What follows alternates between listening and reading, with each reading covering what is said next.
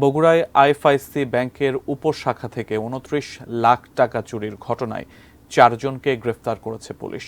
দুপুরে নিজ কার্যালয়ে এক সংবাদ সম্মেলনে পুলিশ সুপার সুদীপ কুমার চক্রবর্তী জানান, ২৩ জুন ঢাকা থেকে বেশ কিছু টাকা সহ পাভেলকে গ্রেফতার করা হয়। এরপর পাভেলের কথা মতো বিপ্লব সরকারকে আদমদিঘি থেকে, বিমল রাজভরকে গাইবান্ধা এবং জাহিদুল ইসলামকে বগুড়া থেকে গ্রেফতার করে পুলিশ।